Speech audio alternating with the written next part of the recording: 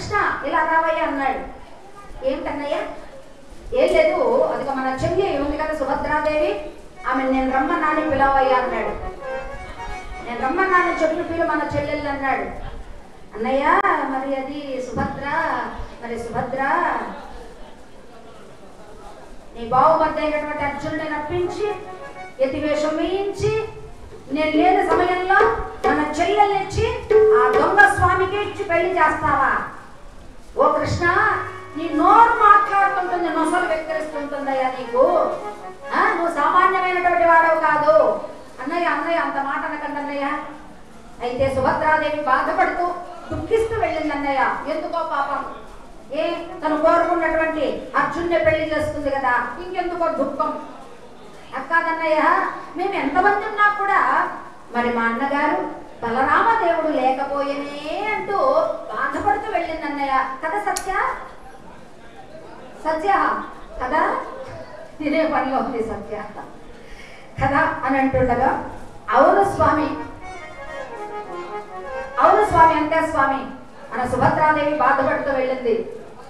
అంటే ఈయన తాన అంటే వాళ్ళు తందాన అంటారు, పరమాత్ముడు తాన అంటే వాళ్ళు తందాన అంటారు.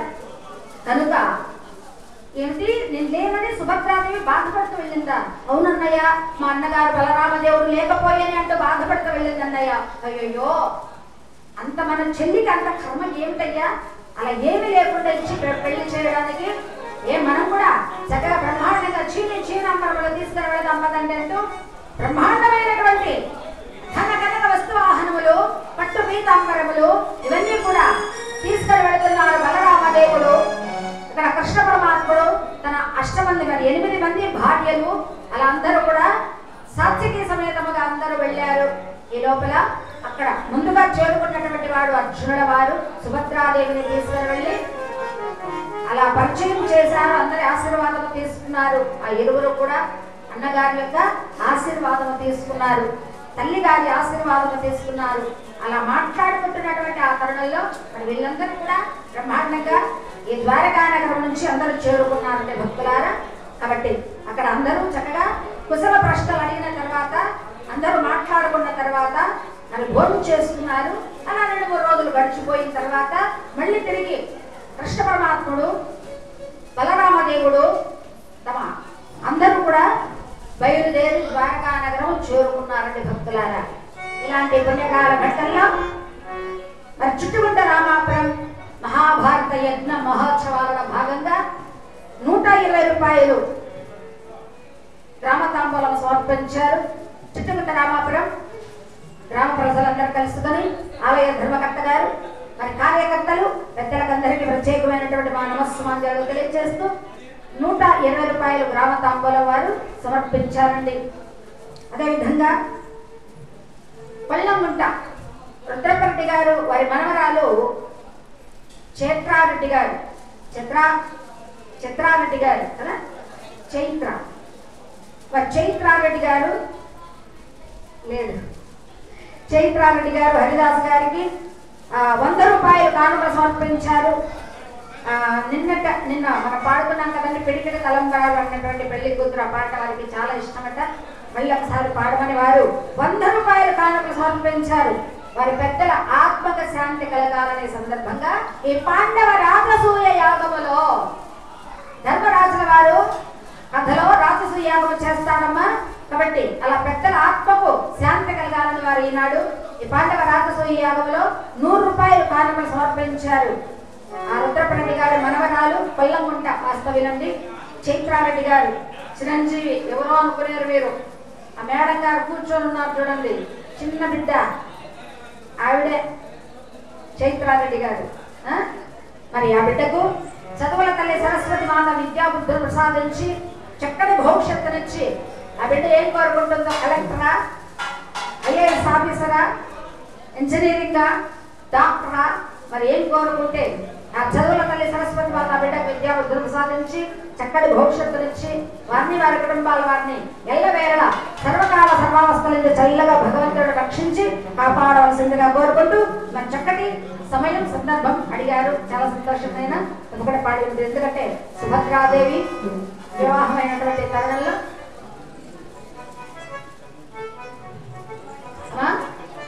పాండవ రాజసూయ యాగంలో మరి ఎవరైనా కూడా గతించినటువంటి పెద్దలకు ఆత్మక శాంతి కలగాలని కానుకలు సమర్పించవచ్చు. ఆలయానికి కానీ హరిదాస్ గారికి కానీ ఆ గతించినటువంటి పెద్దల పేరు మీదుగా ఈ పాండవ రాజసూయ యాగములో ఇది ఎక్కడ మహాభారతాలు చెబుతున్నా కూడా ఎక్కడ ఈ కథ ఈ ఘట్టము జరుగుతుంటే ప్రత్యేకమైనటువంటి ఘట్టమమ్మ. ఈ ఘట్టం కొరకు ఎదురు చూస్తుంటారు చాలా మంది.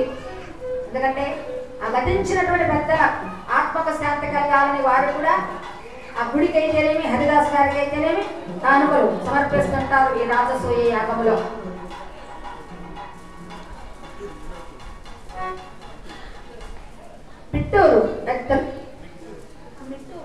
మిట్టూరు మరి మునరత్నరెడ్డి గారు పెద్దలు, పూజ్యులు, గౌరవనీయులు, మహానుభావులు, ద్రోణాచార్యుల వార్త సమానులు. అలాంటి వారు ఈ పుణ్యకాల ఘట్టంలో వారు 100 రూపాయలు కానుక సమర్పించారు. వారి పెద్దలు ఎవరైనా గతించినటువంటి పెద్దలు ఉంటే వారికి ఆత్మక శాంతి కలగాలని కోరుకుంటున్నారు. మా పేరు చెప్పండి. మరి ఆ తల్లి పేరు చెప్పలేదు. భగవంతుడికి తెలిసి ఆంతరంగ భక్తురాలు. వారికి పెద్దలు ఎవరైనా గతించినటువంటి వాళ్లకు వైకుంఠ ప్రాప్తి కలిగి శ్రీ సాన్నిధ్యము చేరుకోవాలని ద్రౌపది మాత వారిని వారి కుటుంబాల వారిని చల్లగా రక్షించి కాపాడుగాక. కృష్ణారెడ్డి గారు మరి రామాపురం సార్, రామాపురమా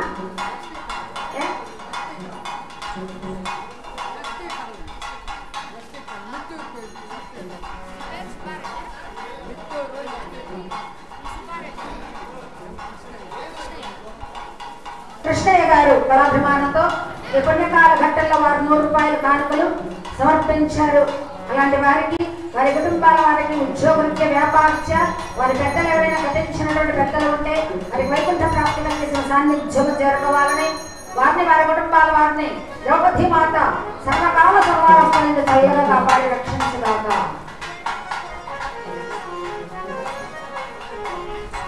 ఏడుకొండల వాస వెంకటరమణ గోవింద,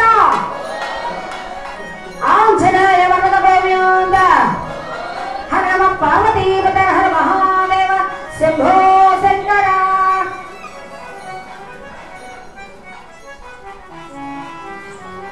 చక్కగా వారు చేరుకున్నారు. ఇక కాలం గడుస్తుందండి. ఆ కొత్త పెళ్లి కూతురు, ఆ కొత్త పెళ్లి కుమారుడు హాయిగా ఆనందంగా జీవిస్తున్నారు.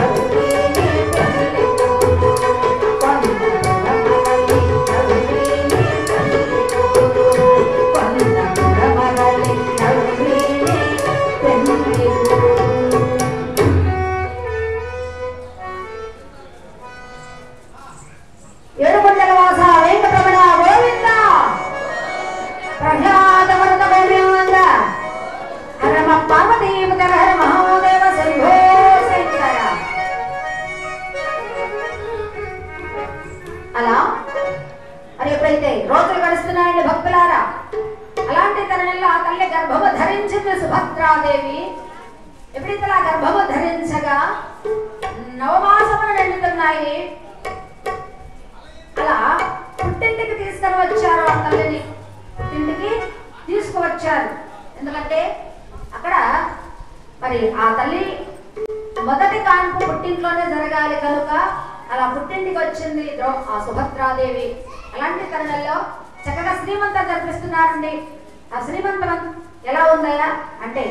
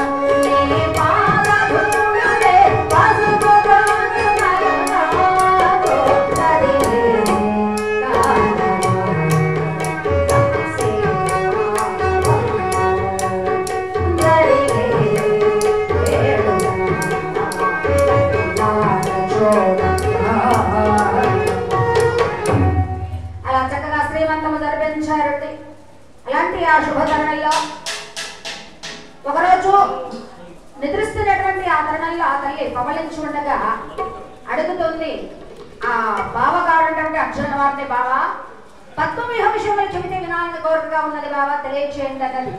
సరే సుభద్ర, కడుపుతో ఉన్నావు కాబట్టి నీ కోరిక తీర్చాలి, తప్పకుండా తీరుస్తాను విను అన్నాడు.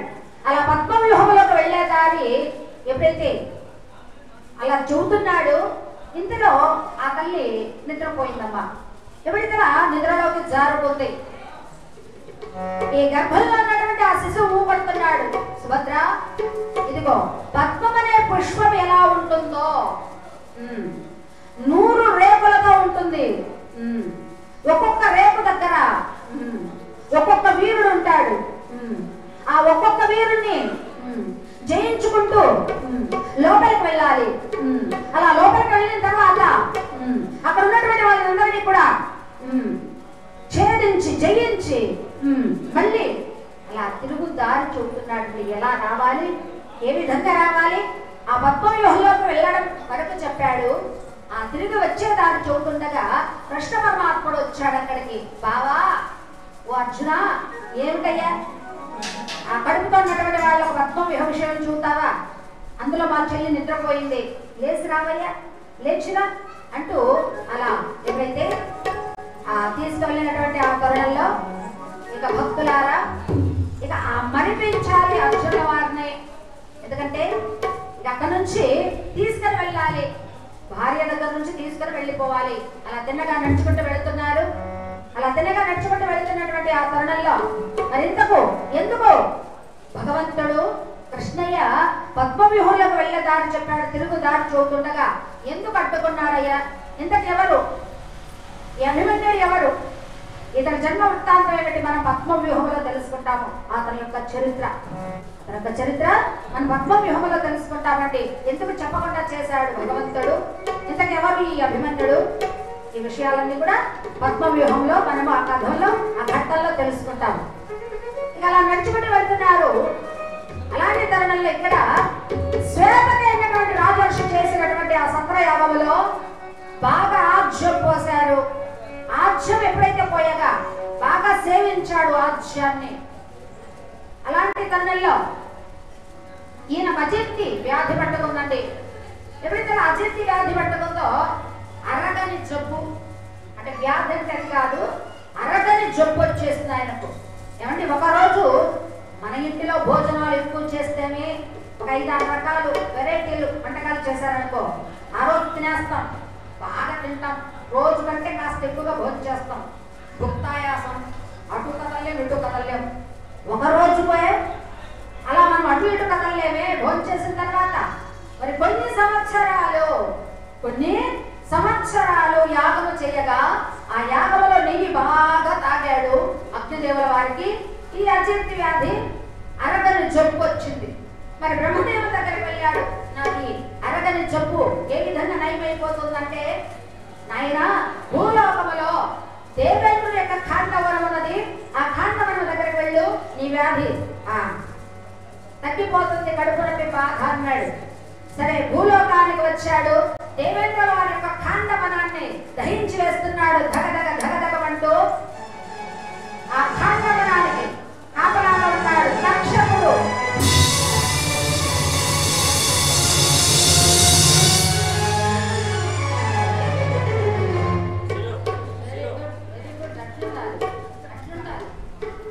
అలా ఎప్పుడైతే ధగధగమని ఎప్పుడైతే దహించి వేస్తూ ఉండగా ఆ తక్షకుడు అన్నటువంటి వాడు ఈ విషయాన్ని దేవేంద్ర వారికి తెలియజేశాడు. వెంటనే దేవేంద్ర వారు వరుణ దేవుని పంపించాడు. ఎప్పుడైతే ఆ వరుణ దేవుడు వచ్చి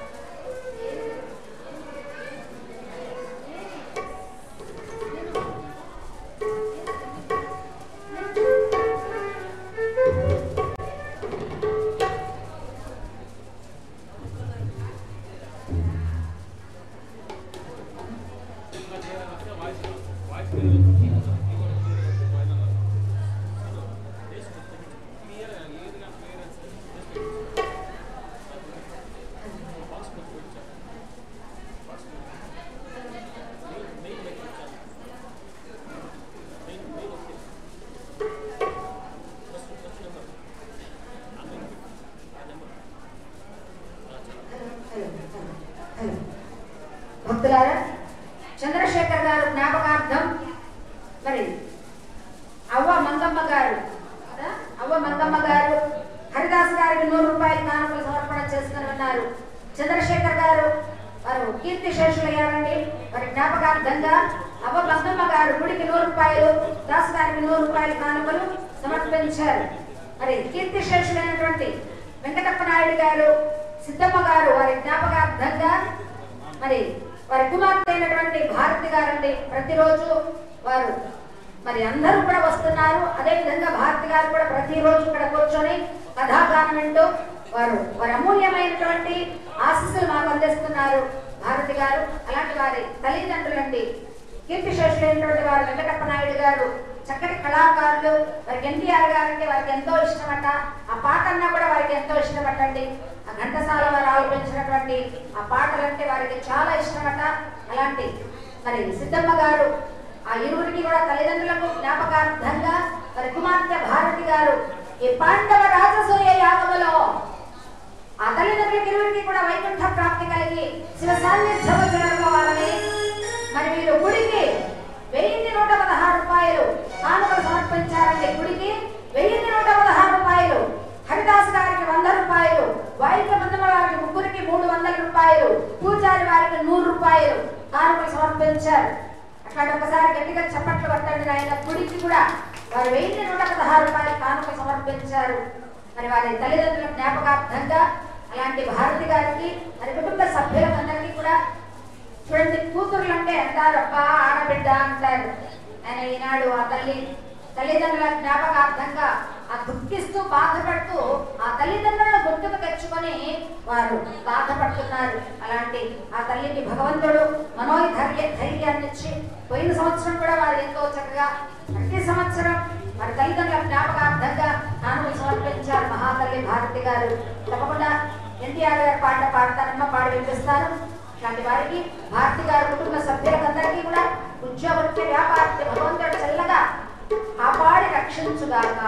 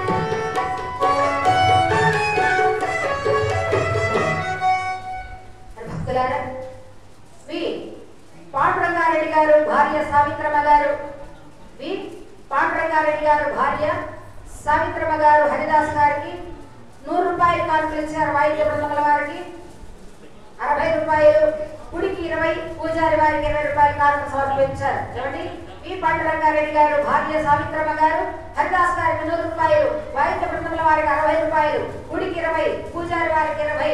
ఈ పుణ్యకాల ఘట్టంలో వారు ఎవరైనా పెద్దలు గతించినటువంటి వారి పెద్దలకు మరి పాండవ రాజసూయ యాగంలో వైకుంఠ ప్రాప్తి కలిగి సాన్నిధ్యం జరగవాలని, అదేవిధంగా ఎన్ కృష్ణయ్య గారు గుంటూరు వాస్తవ్యులు, ఈ గుడికి 100 రూపాయల కానుకలు సమర్పణ చేసుకుని ఉన్నారండి.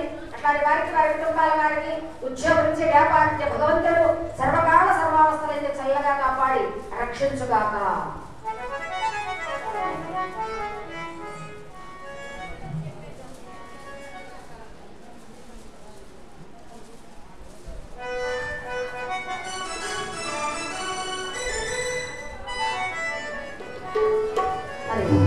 భారతి గారు వారి తల్లి గారికి ఎంతో రామారావు గారి పాట ఘంటసాల వారు ఆలోచించినటువంటి పాత మధుర గీతం వారికి ఇష్టమట. ఈ సందర్భంగా పాడి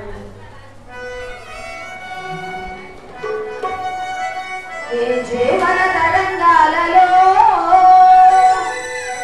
ఆ దేవుని చదరంగములో ఎవరికి ఎవరు సొంతము బంధము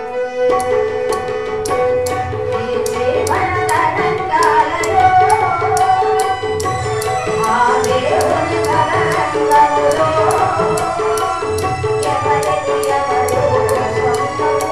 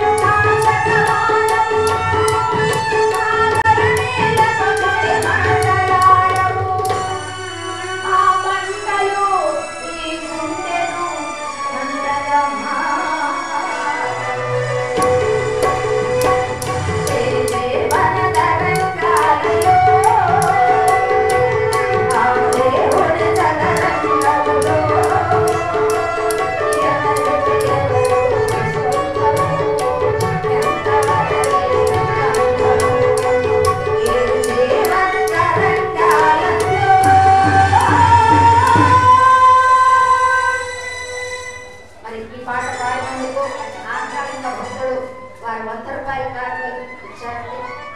మరి ఆంతరిక భక్తులు ఈ పాట వారికి కూడా ఎంతో ఇష్టమంట.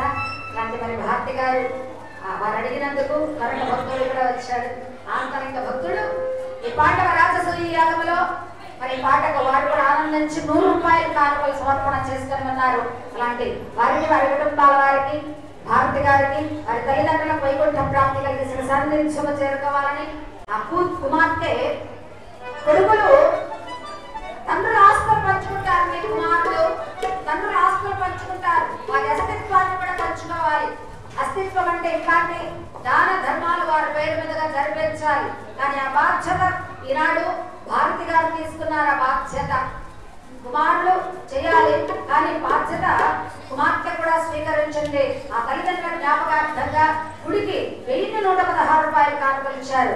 మా వైద్య బృందం వారికి హరిదాస్ గారికి మాకు కలిపి 500 రూపాయల వారి కానుకలు సమర్పణ చేస్తున్నారు. ఇలాంటి వారికి వారి కుటుంబాల వారికి మరొక్కసారి భగవంతుడు ఆ తల్లికి మనోధైర్యాన్ని ఇచ్చి భగవంతుడు చల్లగా కాపాడి రక్షించుగాక.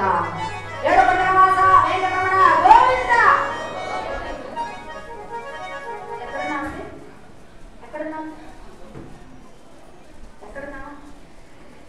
ఎందుకంటే భారతి గారు బాధలు ఉన్నారు, కాస్త ఆమెను నవ్విద్దామని.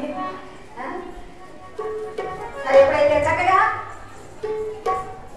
ఇక్కడ తక్షకుడు అన్నటువంటి నాగరాజు విషయాన్ని దేవేంద్ర వారికి తెలియపరచగా వెంటనే ఆ తక్షకుడు తెలియచేయగానే దేవేంద్రుల వారు వరుణదేవుడు పంపించాడు. వరుణదేవుడు వచ్చి ఆ మంటలు చల్లారుస్తున్నాడండి. ఈ అగ్నిదేవుల వారు వెళ్ళడం, అగ్నిని రప్పించడం, ఆ కాంతవనాన్ని దహిస్తుండడం, వరుణదేవుడు రావడం, వర్షాన్ని కురిపించడం, మంటలు చల్లారిపోవడం ఇట్లా జరుగుతుంది. ఈ విధంగా జరిగిపోతుందండి. ఇక ఆయన ఈ జబ్బు తగ్గిపోవడం లేదు. ఏది ఎరగని జబ్బు అగ్నిదేవుల వారికి బాధపడుతున్నాడు. అరణ్యం లాంటి తిరుగుతున్నాడట ఆ బాధతో. అది నాథమునింద్ర వారు వచ్చారు అక్కడికి. ఎప్పుడైతే నాథమునింద్ర వారు, మునింద్ర మరి మీరైనా సెలవియండి, నాకు వ్యాధి ఎలా తగ్గిపోతుందో చెప్పండి అంటే అప్పుడు అన్నాడు, మహానుభావ ఇక్కడికి నరనారాయణులు వస్తారు. నరుడుగా పుట్టినటువంటి వాడు అక్షరుడు, నారాయణుడుగా పుట్టినటువంటి వాడు కృష్ణ పరమాత్ముడు. ఆ నరనారాయణుడు కృష్ణాంశుడు వస్తారు. వారు వచ్చినప్పుడు శరణు కోరుకో, తప్పకుండా నీకు సహాయం చేస్తారనగా ఆ ఎదురు చూస్తున్నాడండి నరనారాయణుల కొరకై ఆ అగ్నిదేవుల వారు. అలాంటి ఆ తరుణంలో తినగా ఈ ఇరువురు కూడా బయలుదేరారండి. నడుచుకుంటూ వెళ్తున్నారు. నడుచుకుంటూ వెళ్తుండగా అక్కడ పంట పొలాల్లో పనులు చేసుకుంటున్నారు పల్లె ప్రజలు. ఆ పంట పొలాల్లో పనులు చేసుకుంటున్నారు. ఈ విధంగా ఆ కష్టం, వారు పడుతున్నటువంటి కష్టం మర్చిపోవాలని అలా ఆడుకుంటూ పాడుకుంటూ వారు పనులు చేసుకుంటున్నారు పల్లె ప్రజలు. ఏ విధంగా జానపద ఏమండి, ఆ రోజుల్లో పల్లెటూరులో ఉన్నటువంటి అమ్మాయికి పట్టణంలో చదువుకున్నటువంటి అబ్బాయి నుంచి పెళ్లి చేశారు. పట్టణంలో చదువుకున్న అబ్బాయి పల్లెటూరులో అమ్మాయి నుంచి పెళ్లి చేశారు. ఆ రోజుల్లో పల్లెటూరులో అమ్మాయిలు చదువుకునేవారు కాదు పూర్వకాలంలో. ఏమంటే అంతే కదా. మరి ఇప్పుడు అందరూ చదువుకుంటున్నారు. పట్టణ వాళ్ళతో సమానంగా పల్లెటూరులో అబ్బాయిలు బ్రహ్మాండంగా చదువుకుంటున్నారు. అలా ఆ పూర్వకాలంలో పంపించేవారు కాదు స్కూల్లో. ఎందుకంటే సౌకర్యాలు లేవు అప్పట్లో. ఈ బస్సులు, ఆటోలు, ఈ రోడ్ల సౌకర్యం ఇవి లేవు అనమాట. ఇప్పుడు వచ్చేసాయి అన్ని సౌకర్యాలు. అందుకని ఆ పల్లెటూరులో అమ్మాయిని పట్టణంలో చదివిన అబ్బాయికి పెళ్లి చేశారు. ఆ ఇరువురి మధ్య దాంపత్య జీవితం, ఆ సంసారం ఏ విధంగా సాగుతుంది అంటే జానపద గేయాల్లో తెలుసుకుందాం. ఏలనే ఈ మొగుడు 10 మందిలో నన్నలుడు, ఏలనే ఈ మొగుడు 10 మందిలో నన్నలుడు, ఏలనే ఈ మొగుడు 10 మందిలో నన్నలుడు, గులాబీ పూలదానంటే గులాబీ పూలదానంటే గులాబీ పూలదానంటే గులాబీ పువ్వుతో నైసరాలు అంటారంట. పట్టణంలో చదువుకున్నాడు కదా, ఆ సరసం కూడా నైస్గా ఉంటుందమ్మా. అలా గులాబీ పువ్వు అంటే మరి అమ్మాయి మొరటమ్మాయి కదా. ఈ మొరటమ్మాయి ఏం చేస్తుంది, గుండ్రాయితో నేను ఎట్లా అంటే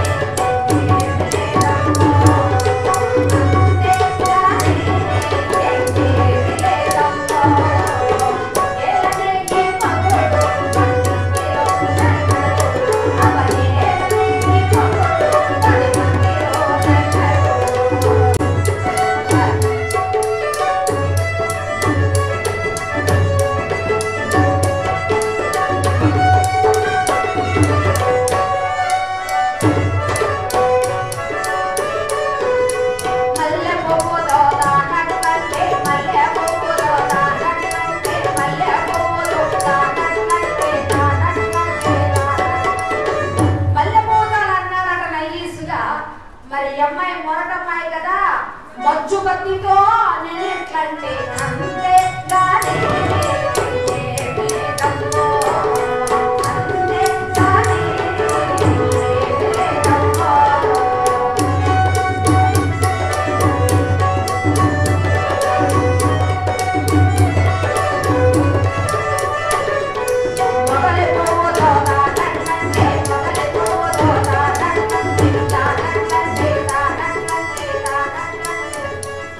మొగలి పువ్వుతో అలా అన్నాడు అబ్బాయి నైస్గా. మరి ఈ అమ్మాయి మొరటమ్మాయి కదా, మొద్దు పరకతో నేను ఎట్లంటే అంతే గాని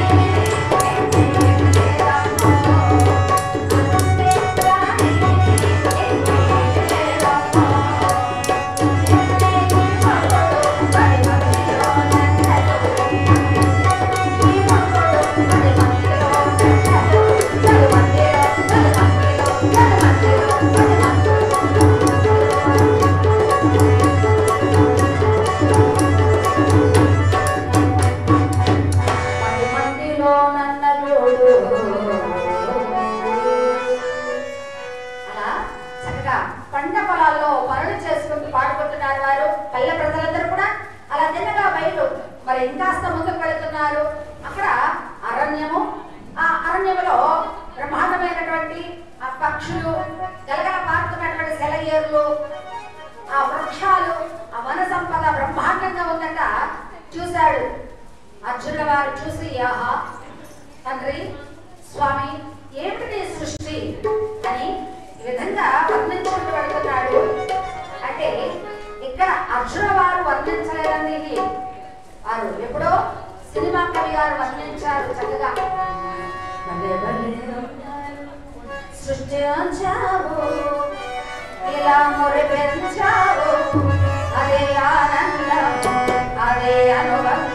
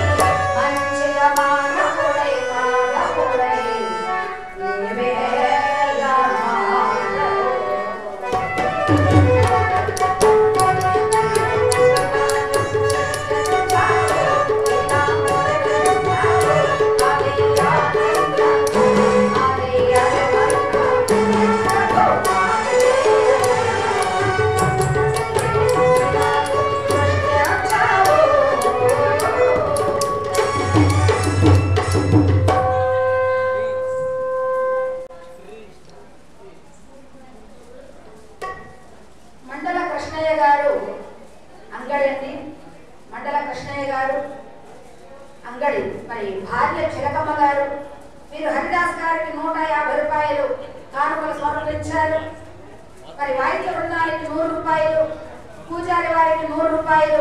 ఈరోజు ఓహో ఈ సమోసా ధాతలు అన్నమాట. సమోసా ధాతలు ఈరోజు చండి వారు. మరొకసారి మండల కృష్ణయ్య గారు అంగడి వ్యాపారం వారు, వారి భార్య చిలకమ్మ గారు, హరిదాస్ గారికి 150 రూపాయలు, వాయిద్య బృందానికి 100 రూపాయలు, పూజారి వారికి 100 రూపాయలు. ఈరోజు మనందరికీ కూడా ఇక్కడ ఆ సమోసాలు స్నాక్స్ వారు ఆ వితరణ చేసినటువంటి మహానుభావురాలు. అలాంటి వారికి భగవంతుడు ఎల్లవేళ సర్వకాల సర్వావస్థలను చల్లగా కాపాడి రక్షించుగాక.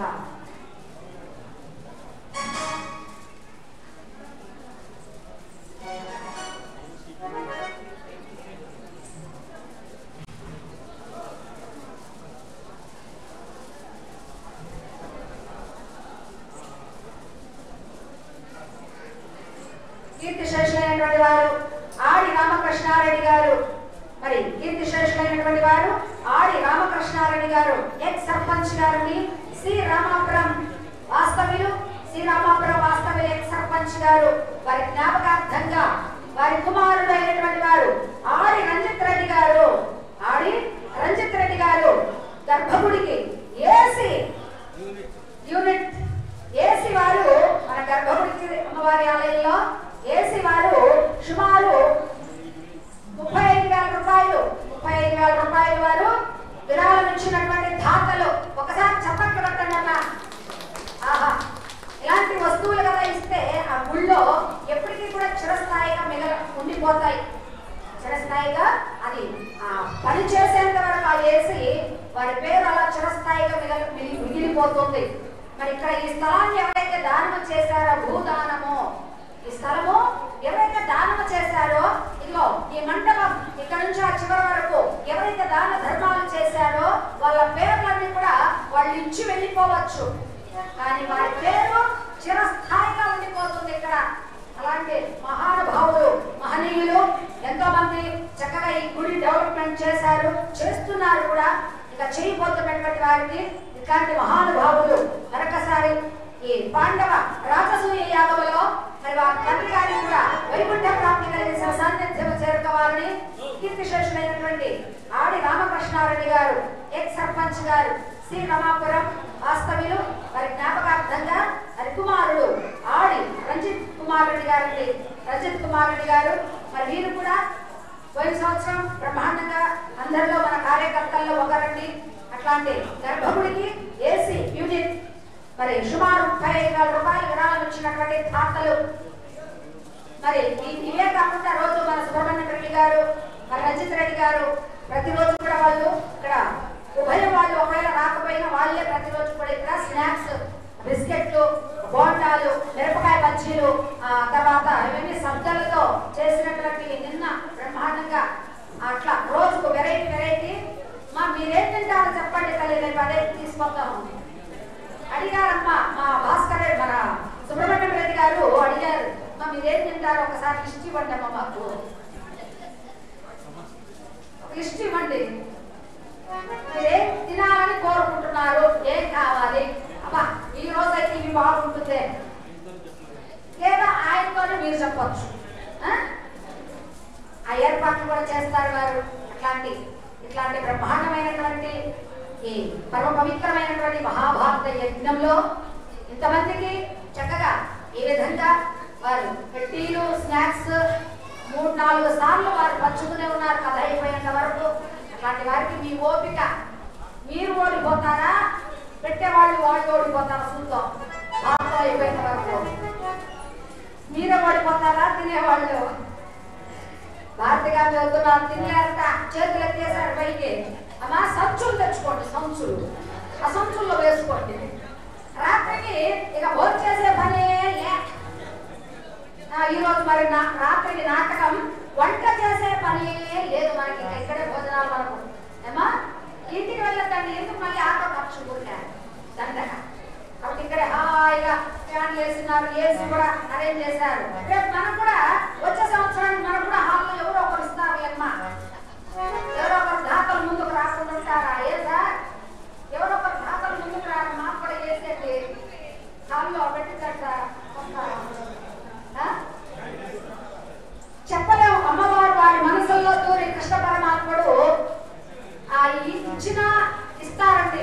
ఇచ్చినా కూడా ఇస్తారు. ఈ భాగం అయిపోయే లోపల చూద్దాం ఏ మహానుభావుడు రాకుండా ఉంటాడా. ఈ వేడి ఎక్కువ మనకు ఒక ఏసి ఉంటే బాగుంటుంది కదా. ఇలాంటి మహాత్ములు పుణ్యాత్ములు ఎవరు వస్తారో చూద్దాం. శ్రీకృష్ణ పరమాత్ముడు ద్రౌపది అమ్మవారు వారి మనస్సులలో తప్పకుండా చొరబడి దూరి ఆ సంకల్పాన్ని నెరవేర్చాలని మరొకసారి అమ్మవారిని కృష్ణయ్యను మనసారా వేడుకుంటున్నాను. ఏడుకొండలవాస వెంకటరమణ గోవింద. మరి ఇక్కడ 35,000 రూపాయలు విరాళం ఇచ్చారు గర్భగుడికి మన ఆడి రంజిత్ కుమార్ రెడ్డి గారు. హరిదాస్ గారికి పట్టు చీరలు పెట్టారా కడతాడు కదా కదా. మరి అమ్మవారి ఆలయానికి 35,000 రూపాయలు వేసి ఇచ్చారు సార్. హరిదాస్ గారికి పట్టు చీర పెట్టరా ఇక్కడే ఉన్నారు. ఎందుకంటే అడ్వాన్స్ ఇచ్చింది వారే కార్యకర్తల్లో ఒకరు. అడ్వాన్స్ ఇచ్చింది వారే కార్యకర్తల్లో ఒకరు. కాబట్టి అట్లాంటి మహానుభావులకు భగవంతుడు చిరాయువును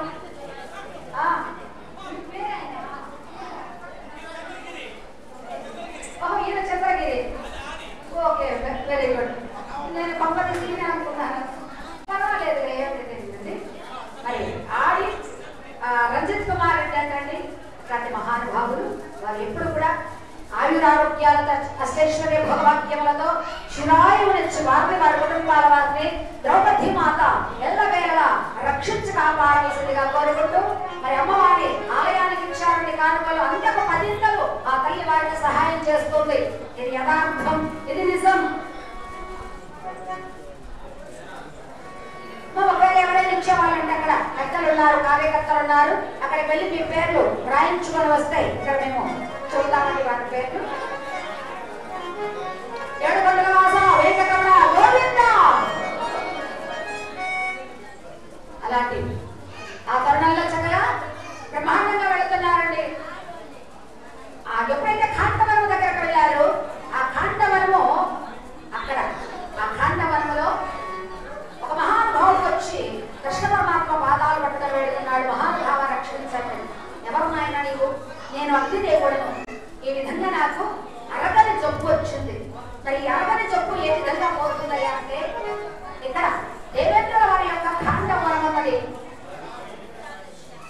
శభాష్. సమోసాలు అయిపోయాయి, అమ్మవారి పాయసం అయిపోయింది, ఇప్పుడు సమోసా అయిపోయినాయి, ఇప్పుడు బాదుషా బాదుషా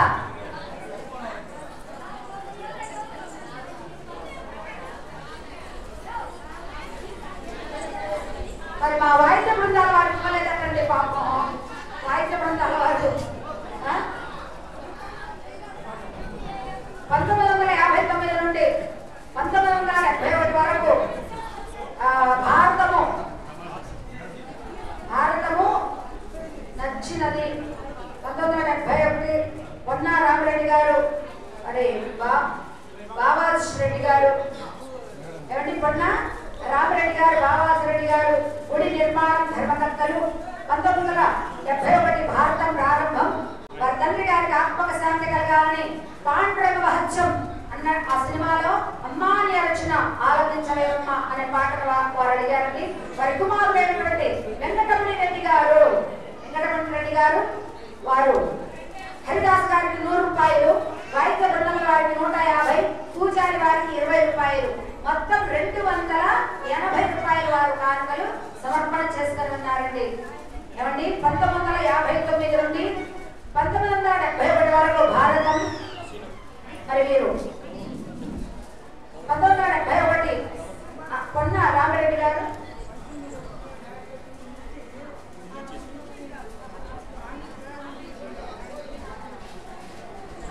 ఏమంటే 1959 నుంచి 1971 వరకు భారతము నిలిచిపోయిందట, ఆగిపోయింది జరగకుండా. మరి అక్కడి నుంచి వీరి తండ్రి గారు 1971 సంవత్సరంలో పొన్నా రామరెడ్డి గారు, బాబాజ్ రెడ్డి గారు ఈ గుడి నిర్మాణం ధర్మకర్త గారు వారి తండ్రి గారు మొదలు పెట్టాక మహాభారతము జరిపించే ధర్మకర్త గారు వారు. అప్పటి నుంచి భారతం ప్రజలు జరుగుతుంది. 1971 భారతం ప్రారంభం అయినటువంటి వారి తండ్రి గారి ఆత్మకు శాంతి కలగాలని ఈ పాండురంగ మహత్యం సినిమాలో అమ్మాని రచన ఆలకించలేమ్మా అనే పాటను అడిగారు. వారి కుమారుడు వెంకటరమణ రెడ్డి గారు హరిదాస్ గారికి 100 రూపాయలు, వారికి వారికి 150, పూజారి వారికి 20, మొత్తం 280 రూపాయలు. మరి తల్లి గారికి వైకుంఠ ప్రాప్తి కలిగేసిన సన్నిధిలో చేరుకోవాలని వారికి చిరాయువు నుంచి వారి కుమారుడైనటువంటి వెంకటరమణ రెడ్డి గారికి చిరాయువు ఆయురారోగ్యాల నుంచి ద్రౌపది మాత చల్లగా కాపాడి రక్షించుగాక.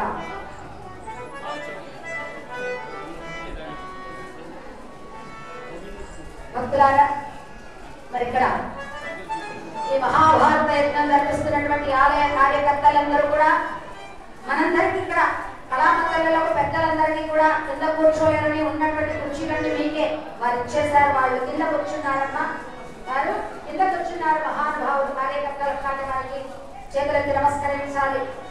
వాటి కార్యకర్తలు చాలా మంచి మనసు కలిగినటువంటి వారు. మరి మనందరికీ కుర్చీలు ఇచ్చి ఇక్కడ వారి కింద కూర్చొని ఉన్నారు. కానీ వారి భగవంతుడు చల్లగా కాపాడి రక్షించుగాక. ఇక ఆ తర్వాత చిన్నగా ఎప్పుడైతే ఆ అగ్నిదేవుల వారు వచ్చి బాణాలు పట్టుకొని వేడుకోగా, అదిగో నా వ్యాధి, ఈ అజంతి వ్యాధి ఎలా తగ్గిపోతుంది అంటే, కాండవనం అన్నది దేవేంద్రుల వారి యొక్క కాండవనం. ఈ కాండవనము దహించినట్లయితే నా వ్యాధి సమసిపోతుందని చెప్పాడు. కాబట్టి దహించవని అన్నాడు పరమాత్మ. కాదు తండ్రి, దేవేంద్రుల వారు వచ్చి వరుణ దేవుని పంపిస్తున్నాడు, వర్షాన్ని కురిపిస్తున్నాడు, అందుచేత మేము దహించలేకపోతున్నాను నేను అన్నాడు. సరేనయ్యా, మరి మమ్మల్ని సహాయపడుతున్నావు. దేవేంద్రుడితో యుద్ధం అంటే సామాన్యమా? ఆయన ఎదుర్కోవాలంటే మా దగ్గర ఆయుధాలు లేవు, మేమేదో అలా వన విహారయార్థమే అలా బయలుదేరి వచ్చాము అన్నాడు. నేను ఇస్తాను ఆయుధాలని చెప్పి, అయ్యా వెంకటరమణ రెడ్డి బాబాయ్ గారు ఒక 10 నిమిషాలు ఆగి పాడతానండి, ఎందుకంటే కథ చాలా ఉంది మనకు. ఒక్క 10 నిమిషాలండి సమయం ఇస్తే తప్పకుండా పాడి వినిపిస్తాను. అలాంటి ఆ తరుణంలో మరి ఎప్పుడైతే నేను ఇస్తాను ఆయుధాలన్నాడు, గాంధీవాక్షయ శరతూనీరములు, గాంధీవము అక్షయ శరతూనీరములు ఇవన్నీ కూడా వృధాత్మకులకు ఇచ్చి, తర్వాత కృష్ణ పరమాత్మకు గద మరియు సుదర్శన చక్రం ఇచ్చి ఒక రథాన్ని ఇచ్చాడండి. ఎవరైతే ఆ రథం ఇచ్చాడో, ఇక అయ్యా అగ్నిదేవ నువ్వు దహించవయ్యా అన్నాడు. అలా అగ్నిదేవుల వారు వెళ్ళి కాండవనాన్ని దహిస్తున్నాడు. ధగధగ ధగధగ ధగధగమంటూ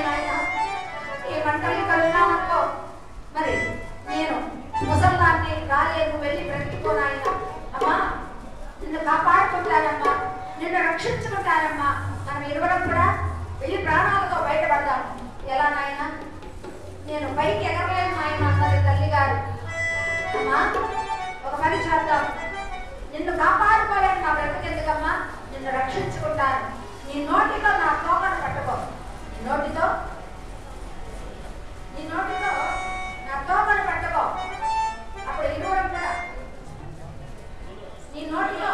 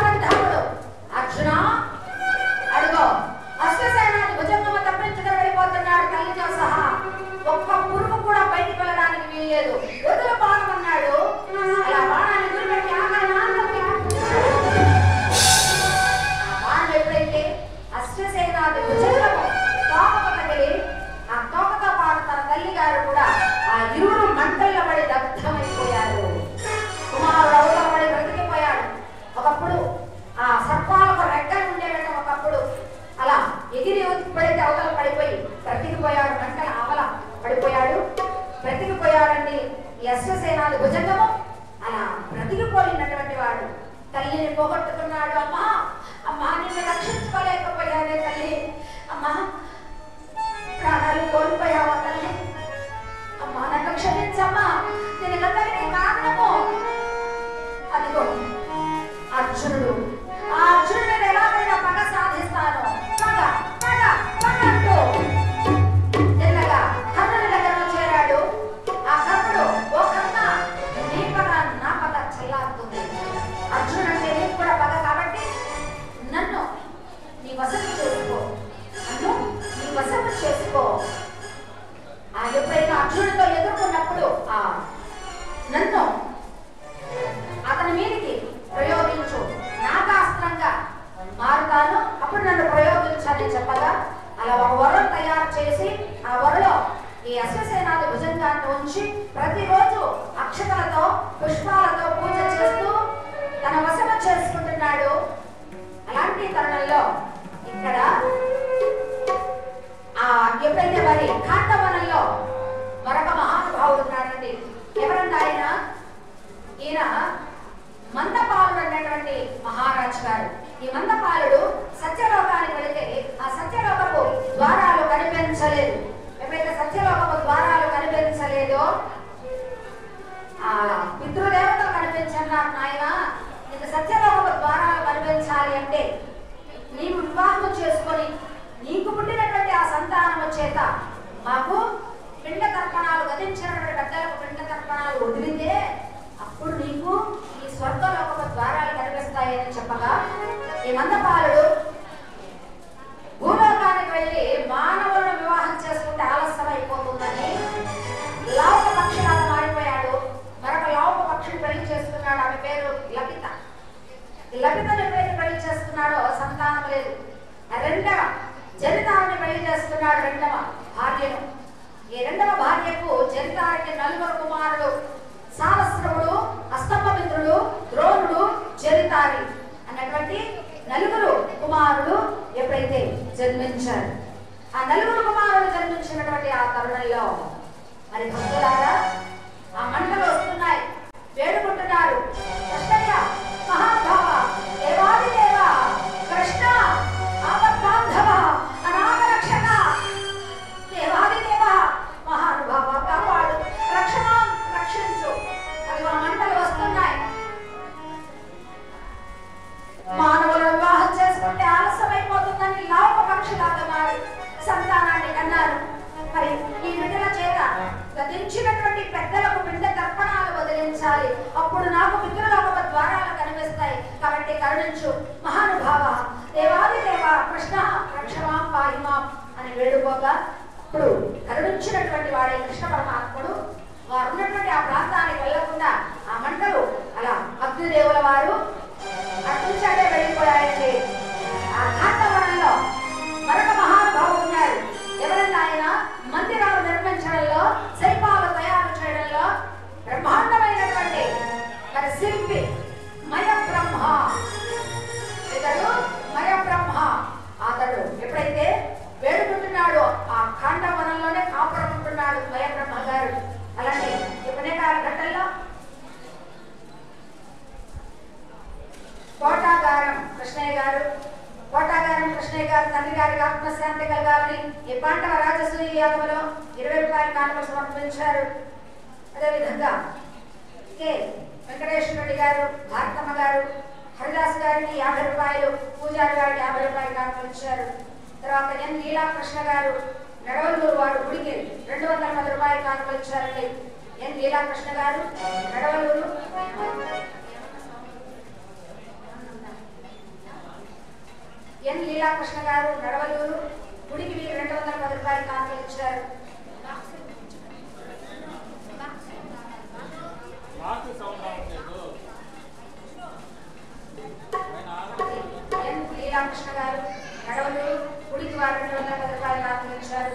దాని మీదకి పాండవ రాజసూయ యాగంలో నాలుగు ఇస్తున్నటువంటి వారికి కూడా భగవంతుడు ఎల్లవేళ సర్వకాల సర్వావస్థలకు చల్లగా కాపాడి రక్షించుగాక. మరి బ్రహ్మాండమైన బ్రహ్మాండమైనటువంటి చక్కటి రామిరెడ్డి గారు వారి కుమారుడైనటువంటి మైక్ సౌండ్ సర్వీస్ సిస్టమ్ అందిస్తున్నారు. ఆ బిడ్డల పేర్లు ఏం పేరు? యశ్వంత్ రెడ్డి గారు, రాజ్ కుమార్ రెడ్డి గారు, యశ్వంత్ రెడ్డి గారు, మన రామిరెడ్డి సార్ గారు వారి కుమారులు. వారి బ్రహ్మాండమైనటువంటి మైక్ సౌండ్ సర్వీస్ సిస్టమ్ పలుకుతుంది స్పష్టం. ఇక్కడ ఆపరేట్ చేస్తున్నటువంటి వారు చిరంజీవి శ్రీనివాసు గారు వారు ఆపరేట్ చేస్తున్నారండి. అట్లాంటి వారికి మరి తొందరగా వివాహం జరగాలని పిల్లలు ఎంతమంది?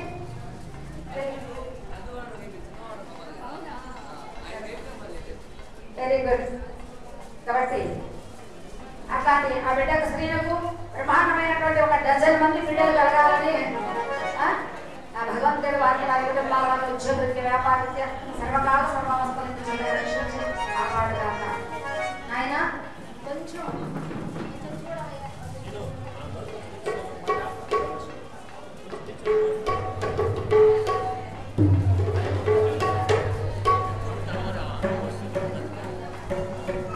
Thank you.